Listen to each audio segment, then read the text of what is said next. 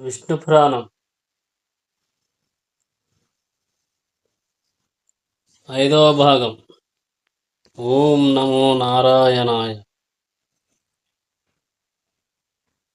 నిన్న హిరణ్యకశిపుని సంహారం వరకు 4వ భాగంలో విన్నాం. ఇప్పుడు 5వ భాగం ప్రహ్లాదుడి వంశం గురించి తెలుసుకుందాం.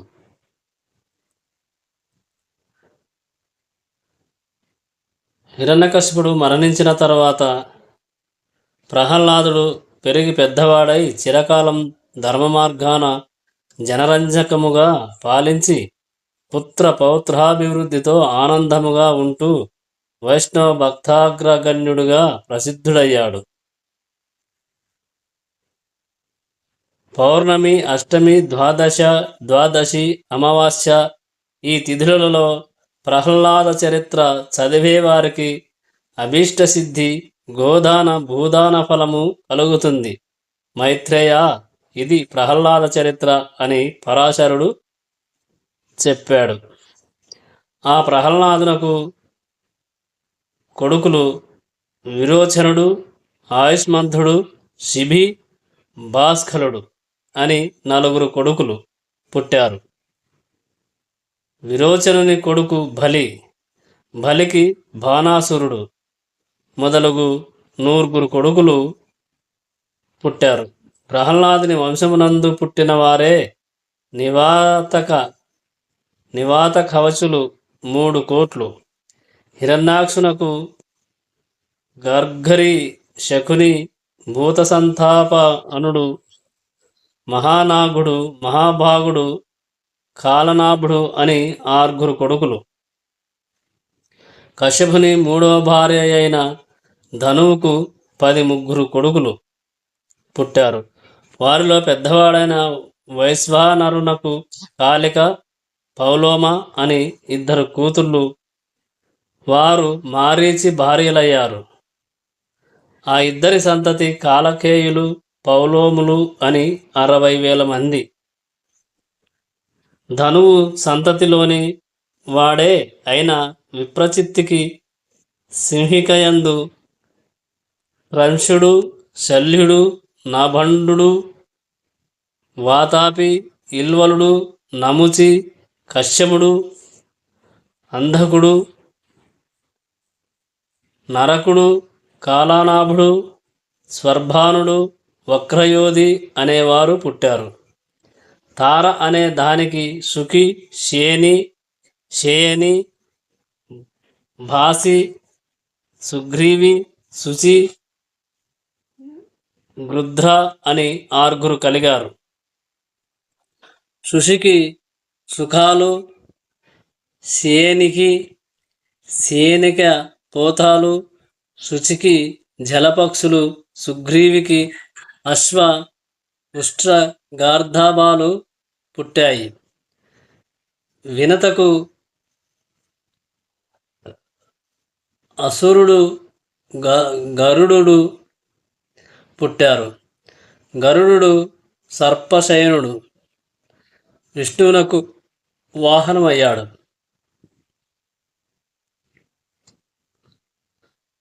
సురసకు 1000 లెక్కను విషపూర్ణములైన సర్పాలు పుట్టాయి.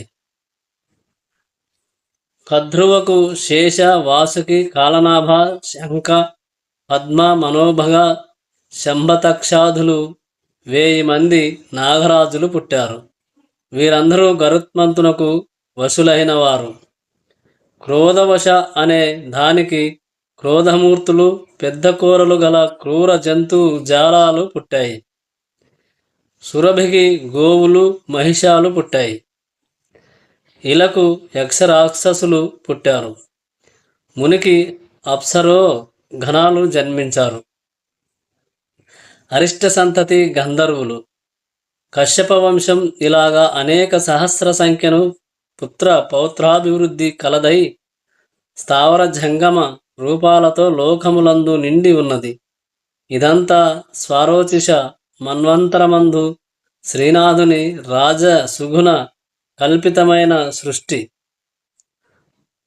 అదితి నందనుడైన ఇంద్రుని వజ్రాయుధమునకు దైత్యదానవ సమూహం బలికాగా దితి దుఃఖిస్తూ కశ్యపుణ్ణి చాలా కాలం సంతతి కోర్కెతో నిరంతరం సేవ చేసింది. అది వైవస్వత మన్వంతరం. దాని సేవకు మెచ్చి కశ్యపుడు ఏమి నీ కోరిక అని అడిగాడు. ఇంద్రుణ్ణి చంపి శచితో సహా దేవరాజ్యం ఏలే కొడుకుని ప్రసాదించు నాథా అని దితి అడిగింది. సరే, శుచిగా ఉండు, అవయవ శుద్ధి కలిగి నియమంగా వ్రతము చేస్తూ ఉండు. నీ కోరిక నీ కోరిన కొడుకు కలుగుతాడు. అశుచిగా ప్రవర్తిస్తే గర్భం నశిస్తుంది అని కశ్యపుడు పుత్రదానం చేసి వెళ్ళిపోయాడు. దితి నియమం పాటించి ప్రవర్తించగా గర్భవతి అయింది. ఇంద్రుడికి దితి కోరిక తెలిసి వచ్చి కపటపు భక్తితో సవతి తల్లికి సేవ చేస్తూ ఉండేవాడు. అలా ఉండగా దితి ఒకనాడు భోజనం చేసి పాద ప్రక్షాళనం చెయ్యక లోనికి వచ్చి జుత్తు విరబోసుకొని పాన్పు మీద వాలి నిద్రాముద్రిత అయింది. ఇదే సమయమని ఇంద్రుడు సూక్ష్మరూపముతో దితి కడుపులోకి ప్రవేశించి లోపల ఉన్న శిశువు ఏడ్వగా మరోదిహి ఏడ్వకు అని వజ్రముచే ఆ శిశువును 7 ఖండాలుగా నరికి వాటిని మళ్ళీ 49 తూనీయులుగా చేసి బయల్పడి జడిచప్పుడు లేకుండా వెళ్ళిపోయాడు. ఆ 49 ఖండాలు రూపాలు ధరించి ఇంద్రుడికి తోడుగా అయిపోయారు. మరోదిహు అని ఇంద్రుణ్ణి మాటను అనుసరించి వారు మరుద్గుణాలుగా ప్రసిద్ధులయ్యారు. మునుపు పృథువును పరిపాలకుడుగా బ్రహ్మ నియమించిన తరువాత ఆయా శాఖలకు అధిపతులుగా కొందరిని నిర్ణయించాడు. నక్షత్ర గ్రహ విప్ర తపోయజ్ఞ వృక్షాలత గుల్మాదులకు చంద్రుడు, రాజులకు వైశ్రవణుడు, జలమునకు వరుణుడు, ఆదిత్యులకు ఉపేంద్రుడైన విష్ణువు, వసువులకు పావకుడు, ప్రజాపతులకు దక్షుడు, మరుద్గుణాలకు ఇంద్రుడు, మునులకు కపిలుడు, దైత్య దానవులకు ప్రహ్లాదుడు, పిత్రగణములకు యముడు, ఏనుగులకు ఐరావతం, పక్షులకు గరుత్మంతుడు, సర్పాలకు వాసుకి, అశ్వములకు ఉచ్చైశ్రవం, గోవులకు వృషభం, మృగాలకు సింహం, పక్షాలకు ప్లక్షం జువి చెట్టు, పర్వతాలకు హిమగిరి అధిపతులు. ఇప్పుడు చెప్పిన వీరందరూ విష్ణుని అంశతో పుట్టినవారే. ఆయన ప్రభావం లేకపోతే ఏదీ లేదు. పాలకుని యందు విష్ణుభావం లీనమై ఉంటుంది. కాలం చరాత్మకమైన జగత్తు, మంత్రతంత్రాలు, యజ్ఞయాగాలు, గురువు, దేవతలు, కర్మాగ్నేంద్రియాలు సమస్తము విష్ణు రూపమని తెలుసుకో. అలాగే వేదాలు, ఉపనిషత్తులు, శాస్త్రాలు, ధర్మశాస్త్రాలు, పురాణాలు, అనువాకాలు, కావ్యాలు, సంగీతాది విద్యలు, మూర్తాలు ఆ పురుషోత్తముని మూర్తి భేదాలని గ్రహించు. మైత్రేయ, ఈ పురాణ కథ చదివిన ఎన్నో వ్రతాలు, కార్తీక స్నానాలు, పుణ్యక్షేత్ర దర్శనము చేసిన పుణ్యఫలం వస్తుంది అని చెప్పగా మైత్రేయుడు ఆనందముగా నమస్కరించి, గురుదేవా, ధన్యుడను. ఇక ఒక మనవి, ఉత్తనపాదుని అన్వయ కథ చెప్పావు. ఆ ప్రియవ్రతునికి అతని కొడుకులకు సంబంధించిన రాజచరిత్ర వినాలని ఉంది. అని అనగా సరే చెప్తానన్నాడు పరాశరుడు.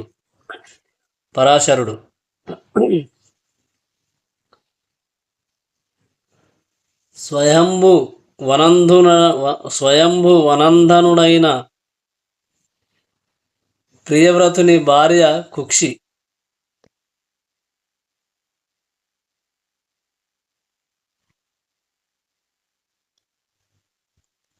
ఆమె కర్ధమ ప్రజాపతి కూతురు. ఆ దంపతులకు 10 మంది కొడుకులు. వారు అగ్నిద్రుడు, మేధాతిథి, వపుష్మంతుడు, జ్యోతిష్మంతుడు, ద్యుతిమంతుడు, హావ్యుడు, సవనుడు, మేధుడు, అగ్నిబాహుడు పుత్రుడు. వారిలో మేధుడు అగ్నిబాహుడు పుత్రుడు పూర్వజన్మ స్మృతి కలవారై విరక్తులై యోగనిరతులై భూమి నుంచి వెళ్ళిపోయారు. మిగిలిన 7 కుమారులలో అగ్నిద్రునకు జంబూద్వీపం, మేధాతిథికి ప్లక్షద్వీపం, వపుష్మంతునకు శాల్మాలి, జ్యోతిష్మంతునకు కుశద్వీపం, ద్యుతిమంతునకు క్రౌంచద్వీపం, హావ్యునకు శాఖా ద్వీపం, శవనునకు పుష్కర ద్వీపం ఇచ్చి రాజ్యాభిషక్తులను చేశాడు. వారు ఇంద్రమిత్రులై 7 ద్వీపాలను ఎదురులేని పరాక్రమంతో ధర్మ మార్గాన పాలించారు. జాంబుద్వీపాధిపతి అయిన అగ్నిద్రునకు 9 మంది కొడుకులు. నాభి, కింపురుషుడు, హరివర్షుడు, ఇలావృతుడు, రమ్యుడు, హిరణ్వంతుడు, కురుడు, భద్రాసుడు, కేతుమాలుడు అని వారి పేర్లు. ఆ తండ్రి జంబుద్వీపమును 9 భాగాలుగా చేసి వాటికి వరుసగా రాజధాని రాజులనుగా చేశాడు. తర్వాత అగ్నిద్రుడు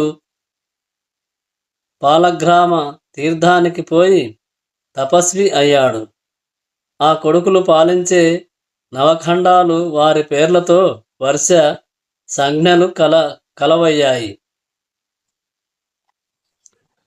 నాభి హిమగిరికి దక్షిణ భాగముగా ఉన్న భూమికి అధిపతి అయ్యాడు. అతని కొడుకు వృషభుడు.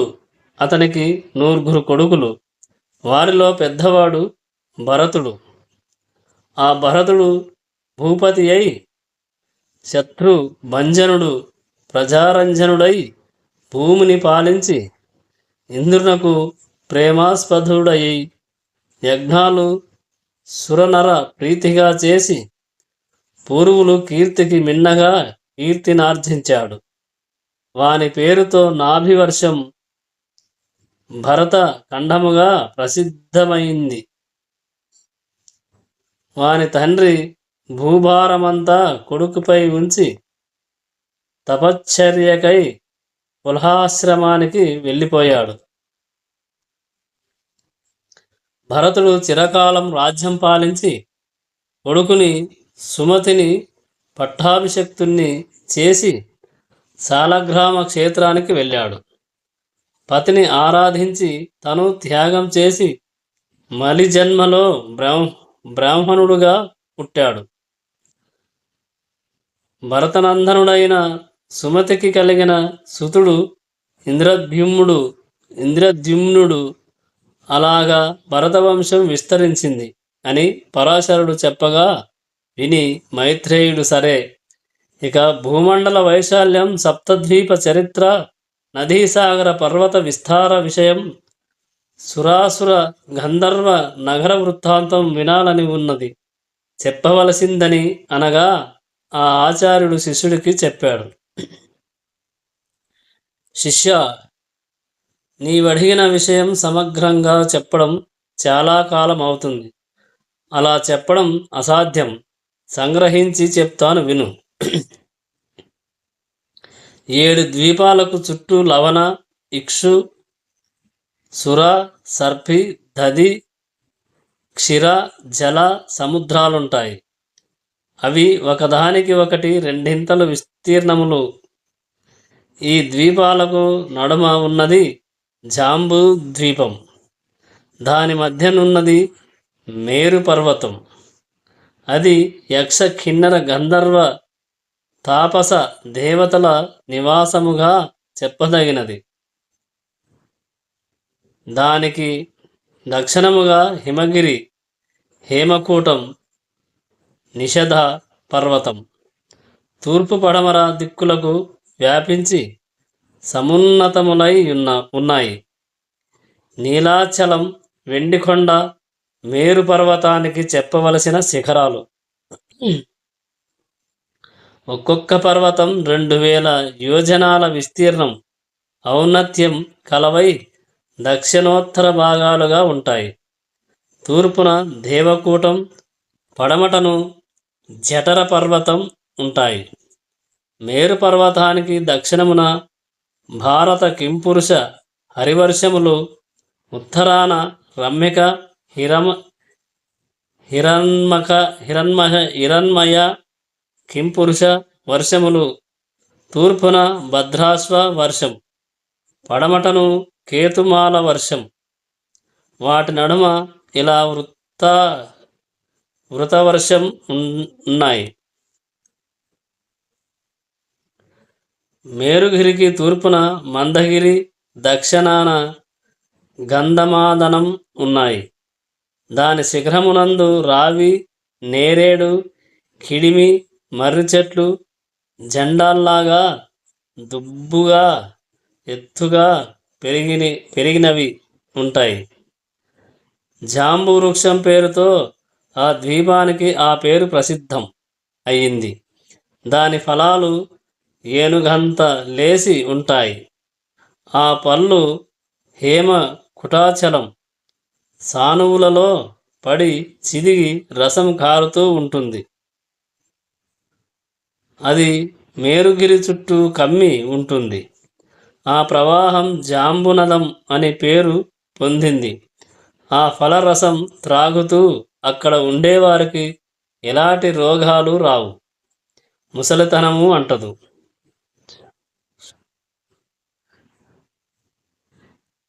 దేవతలకు సాటిగా సుఖజీవనులు అవుతారు. ఇంకా విశేషం ఏమిటంటే ఆ ఫలరసం తాకిన మన్ను బంగారం అవుతుంది. ఆ కారణం వల్ల బంగారానికి జాంబునదం అని ఒక చక్కని పేరు కలిగింది.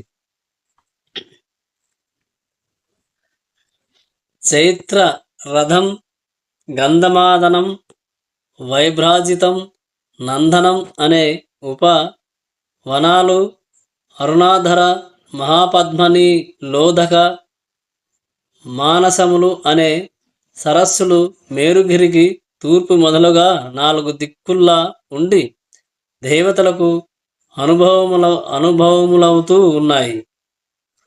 అలాగే ఆ బంగారు కొండకు నలుదిక్కులా గొప్ప పర్వతాలున్నాయి.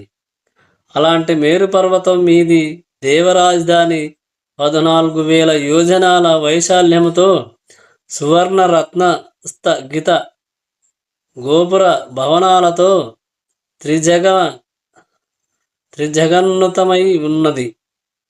విష్ణు పాదము నుంచి బయల్వెడలిన ఆకాశగంగ 4 పాయలై సీత, అలకనంద, చక్షువు, భద్ర అనే పేర్లు గలదై ఆ అమర రాజధానికి నలుదిక్కుల ప్రవహించి కిందనున్న భారతాది వర్షములందు ప్రవహిస్తూ ఉంటుంది.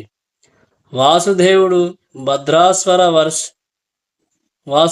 భద్రాశ్వ వర్షమునందు ఆయగ్రీవ రూపముతోనూ, భారత వర్షమున కూర్మ రూపముతోనూ, కేతుమాల వర్షమున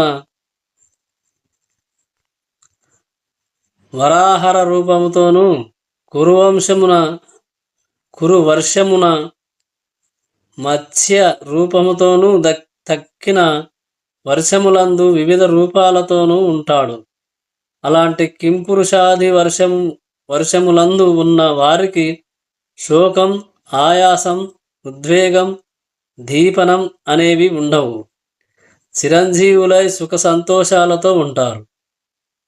భారత వర్షమునందు ప్రత్యేకించి కులపర్వతాలు, మహానదులు చాలా ఉన్నాయి. హిమగిరి నుంచి దక్షిణ సముద్రం వరకు 9000 యోజనాల విస్తీర్ణం కలదై భారతవర్షం ఉన్నది. అది కర్మభూమిగా ప్రసిద్ధం. పుణ్యాత్ములకు స్వర్గమోక్షప్రదం.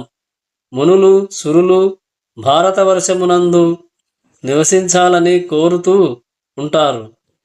జప తపోదాన యజ్ఞాదులు యథాశక్తిగా చేసి తాము కోరే పుణ్యలోకాలు పొందడానికి భారతవర్షమే ప్రధాన పీఠం. మలయం, మహేంద్రం, శుక్తిమంతం, వింధ్యం, పాఠియాత్రం, భుక్షం, సహ్యగిరి అని ప్రసిద్ధములైన కులపర్వతాలు భరతఖండానికి భావ్యాలంకారాలు. శతధృ, చంద్రభాగ అనే నదులు మహేంద్ర పర్వతమునందు వేద స్మృత్యాదులు, పారియాత్రామునందు నర్మదాదులు, వింధ్యమునందు తాపీ పయోష్ణి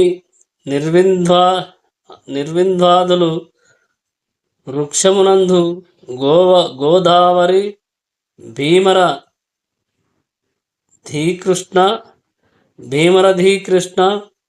వేణ్యాదులు, సహ్యమునందు తామ్రపర్ణి, కృతమాలాదులు,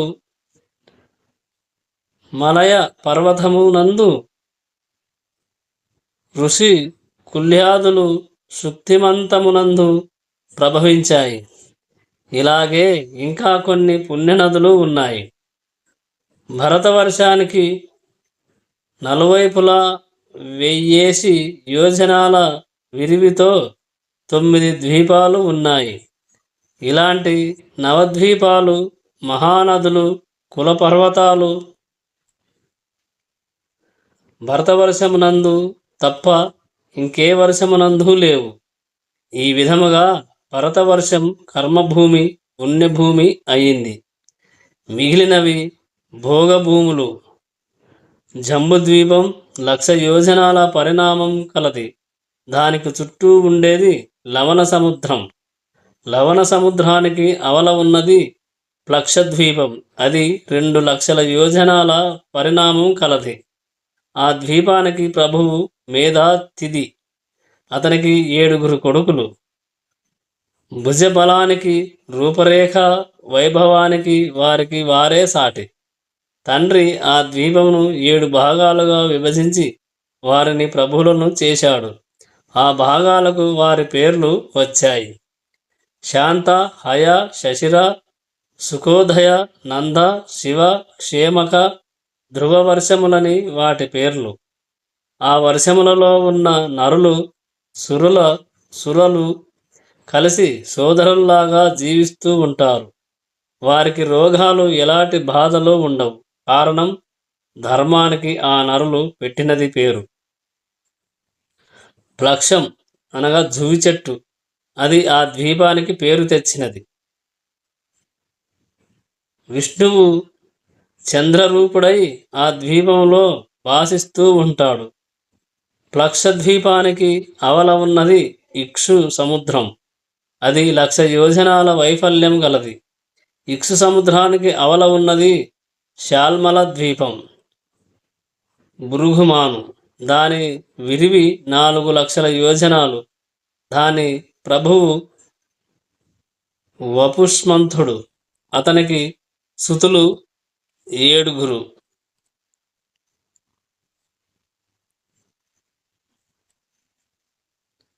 శ్వేతహరితులు, జీమూతరోహితులు, సుప్రభుడు, వైద్యుతి మనుమడు, వైద్యుతి మనసుడు, మానసుడు, సుప్రప్రభుడు, వైద్యుతి, మానసుడు అని వారి పేర్లు. శాల్మల ద్వీపం 7 భాగాలై వారు ప్రభువులుగా వారి పేర్లతో అవి వర్షములయ్యాయి. ఆ వర్షములకు నడుమ కుముదము కుముదము ఉష్ణము, వలాహకము, ద్రోణము, మహిషము, కుంకుమ, కకుధ్వంతము అని కులపర్వతాలు ఉన్నాయి. 7 నదులు ఆ పర్వతాల నుంచి ఉద్భవించాయి. విష్ణువు వాయురూపుడై ఆ ద్వీపమునందు ఉంటాడు. ఆ శాల్మాల వృక్షం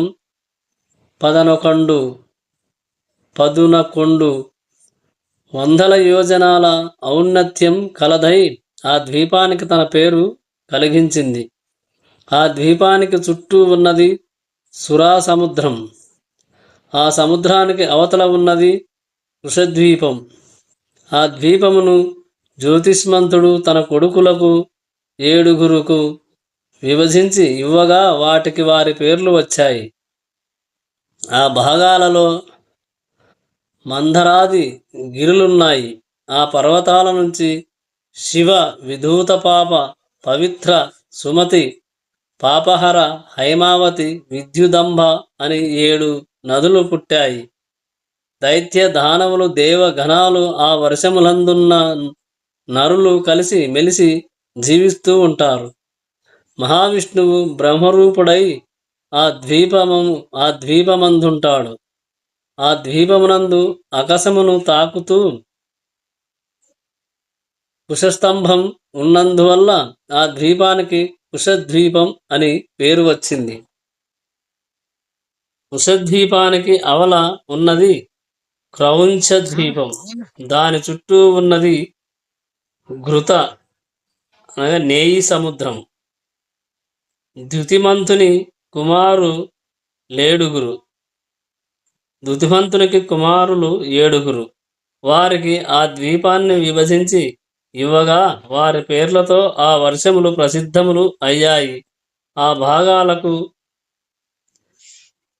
పోలిమేరల 7 కొండలున్నాయి. క్రౌంచం, వామనం మొదలైనవి. ఆ కొండల నుంచి ఖ్యాతి, కుముద్వతి మొదలైన 7 నదులు వెలువడ్డాయి. విష్ణువు ఆ ద్వీపమందు రుద్రరూపుడై ఉంటాడు. దాని తరువాతిది శాఖద్వీపం. దాని చుట్టూ ఉన్నది దధి సముద్రం.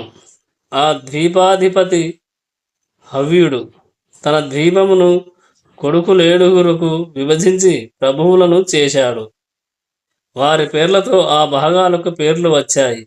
ఒక్కొక్క భాగములో ఒక్కొక్క కులపర్వతం, ఒక్కొక్క నది ఉన్నాయి.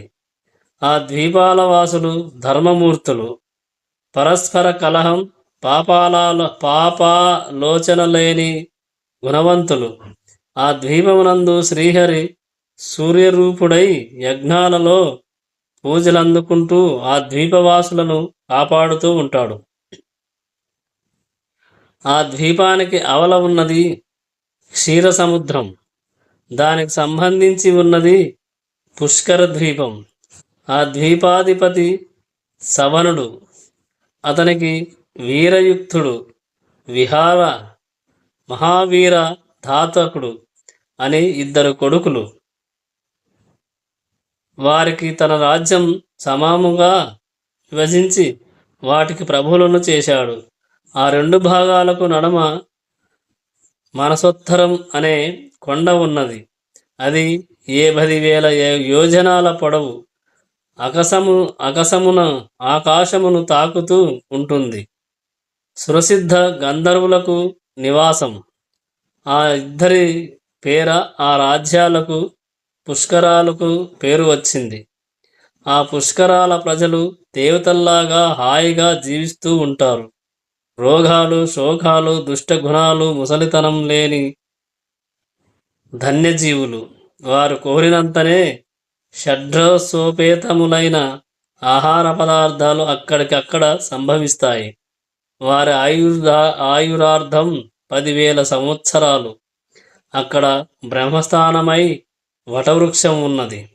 మహావిష్ణువు బ్రహ్మమూర్తి అయి ఉంటాడు. దానికి దరిగా ఉండే సముద్రం జలార్ణవం. ఆ సముద్రానికి అవల ఉన్న పర్వతం చక్రవాలం.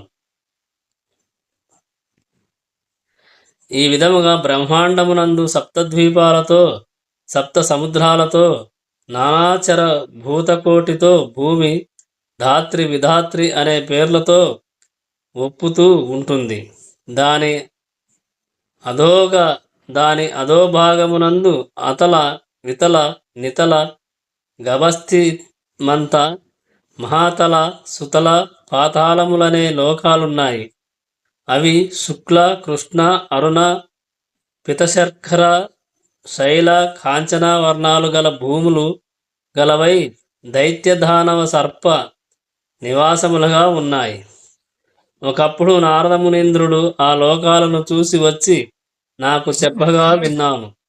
భాగ్యరేఖకు ఆ లోకాలతో పైలోకాలు సాటి కావన్నాడు. విశేషమేమిటంటే సూర్యుడు ఆ లోకాలలో మితిమీరిన వేడిగా వెలగడట. చంద్రుడు అతి చల్లని వెన్నెల విరియడట. ఆశ్చర్యం కదా. ఆ లోకాల రాజధానులు అన్ని భవ్య శోభాభాసమానములైన మేడలతో ఉంటాయి. అందున్న వారందరూ అమూల్యములైన చీనాంబరాలతో మణికాంచన భూషణలతో భాసిస్తూ ఉంటారు.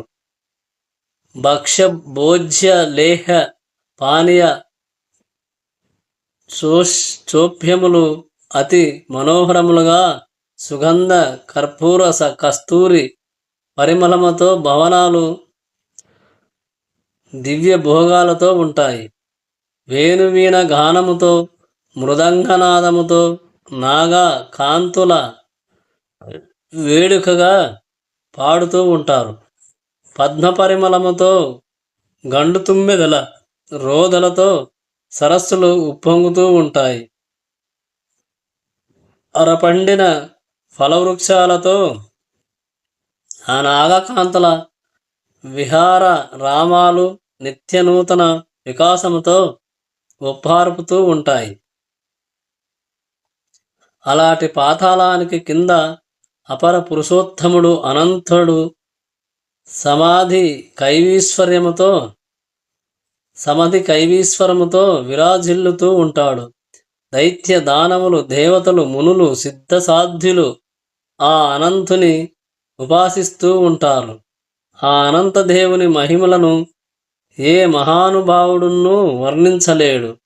1000 శిరోమణులు కాంతులు దిక్కులయందు నిత్య నూతన కళలను కూర్చుచుండగా కిరీట కుసుమమాలికల సుగంధ ఆ లోకానికంతకు భవ్య సౌరభవం కలిగిస్తుండగా శరత్కాల మేఘాఛ్ఛాయకు పోటీ చేసే శరీర కాంతి నిండు వెన్నెల పండుగ కాగా నడుమున కట్టిన నీలాంబర కాంతి దిక్కుల చిమ్మచికట్లు కమ్ముతూ ఉండగా ఆ శేషుడు అనంతుడు అనాయాసంగా భూమండలమును భరిస్తూ ఉంటాడు. అతని 2 చేతులలో ఆకాశగంగా ముసలము నాగలిగా 2 రూపాలతో ఉంటుంది. ఆ అనంతనకు ఒకప్పుడు కోపం వచ్చి ఊపిరి విడిస్తే దాని జ్వాల చరాచర ప్రపంచానికి ప్రళయాగ్ని జ్వాల అవుతుంది. అతడే ప్రళయ సమయమునందు రుద్రుడై జగాలను నశింపజేస్తాడు. మద్యపానముచే మత్తెక్కి కనులు తిప్పుతూ పడగలు విప్పి భీకరంగా ఆడించాడంటే నరాసురరాలితో ఉన్న లోకాలన్నీ ఉర్రూతలూగుతాయి. అలాంటి దివ్యశక్తి సంపన్నుడైన అనంతుడు సకల నద సముద్ర పర్వత సహితము చరాచరా జంతు సంయుతము 10 కోట్ల యోజనాల విస్తారము అయిన ఆ భూమండలమును శిరస్సుపై భూదండలాగా భరిస్తూ ఉంటాడు. ఇంత శక్తి అనంతునకు కలిగిందంటే సాక్షాత్తు అది విష్ణు ప్రభావ శక్తి. అతనిలో ఉందన్నమాట. పుష్ప సుగంధులైన నాగకన్యలు ఆ అనంతునకు చందనపు పూత పూస్తూ ఉన్నప్పుడు ఆ సుగంధ వాయువులు లోకరంజకములై ఎల్లేడలా వ్యాపిస్తూ ఉంటాయి. గర్గుడ అనంతుని గురువుగా సేవించి జ్యోతిశాస్త్ర పద్ధతులను, శకున శాస్త్ర విషయాలను నేర్చుకున్నాడు. ఆ పాతాళానికి క్రింద పుణ్యమంటే ఏమిటో తెలియరానివై యమునకు సంబంధించిన ఘోర నరకాలు ఉన్నాయి. అవి చాలా భేదములుగా ఉంటాయి. అవి రౌరవం, సుఖారం, రోదనం, తాళం, మహాజ్వాలం, తప్తకుంభం, అసిపత్రం మొదలైనవి. వాటిలో యమకింకరులు భీకర ధ్వనులు, పాపకర్మ రోధానాలు వినిపించేవై ఉంటాయి. పక్షపాతముతో ధర్మానికి విరుద్ధంగా కూడా సాక్ష్యం చెప్పే దుర్బుద్ధులు రౌరవానికి వెళుతారు. గురువును, ఆవును, పసిపాపను చంపిన వారు రోధం అనే నరకమును చేరుతారు. మద్యపానం, బంగారం దొంగలించడం, బ్రాహ్మణ హత్య చేసినవాడు, వానితో స్నేహం చేసినవాడు సుకర నరకం చేరుతాడు. గురుభార్యను కూడినవాడు, ప్రభువును, వైశ్యుని చంపినవాడు, రాజద్రవం అపహరించినవాడు తప్త కుంభ నరకవాసి అవుతాడు. కూతురును, కోడలిని చెరచినవాడు, గురువులకు అపకారం చేసినవాడు మహాజ్వాల నరకంలో పడతాడు. వేదం అమ్మినవారు, వేదపాఠం చెప్పి ధనం పుచ్చుకునేవారు, వేదమును దూషించినవారు, పరధనం అపహరించినవారు లవణ నరకంలో పడతారు. దేవతలను, గురువులను, బ్రాహ్మణ సమాజాలను నిందించేవారు విలోమమనే నరకంలో కూలుతారు. దేవఋషి, అతిథి, పృథ్వ పూజలను విడిచినవారు క్రిమి నరకంలో చేరుతారు. అపవిత్రదానం పట్టినవాడు, మృష్టాన్నం ఇతరులకు పెట్టక తానే భుజించేవాడు, ఉప్పు, బెల్లం, పాలు, నెయ్యి, మాంసం, తిలలు, తైలం, తేనె, చల్ల, పెరుగు వర్తకం చేసే బ్రాహ్మణుడు, పిల్లిని, కోడిని, కుక్కను, మేకను, గొర్రెను, పందిని పెంచేవాడు భూతదయలేనివాడు అయినా బ్రాహ్మణుడు అదో ముఖం అనే నరకంలో పడరాని బాధలు అనుభవిస్తాడు. చేపలను పట్టి బ్రతికేవాడు, నాట్య విద్య నేర్పినవాడు, విషం పెట్టినవాడు, స్త్రీ వలన బ్రతికేవాడు, ఇల్లు కాల్చినవాడు,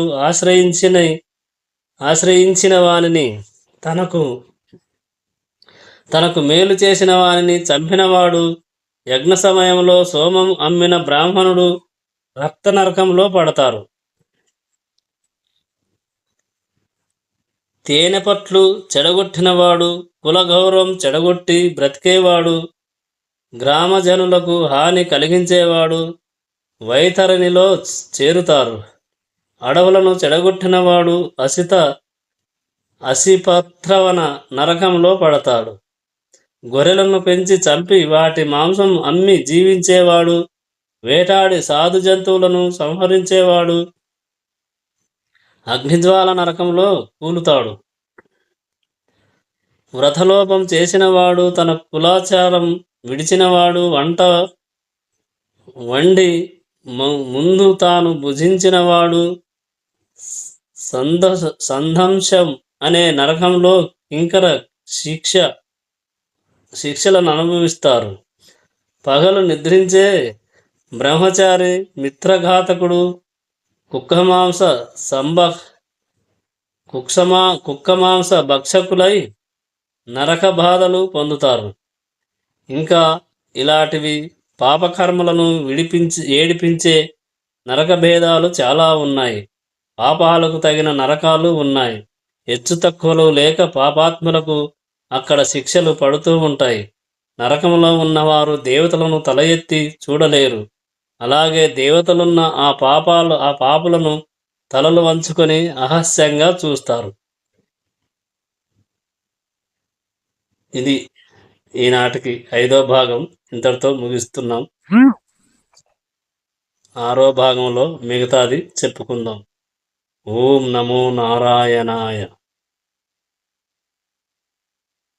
ఈ వీడియో చూసిన వారు మీకు తెలిసిన వారికి 10 మందికి ఈ జ్ఞానాన్ని పంచవలసినదిగా మా మనవి. జై శ్రీకృష్ణ. ఓం నమో నారాయణాయ.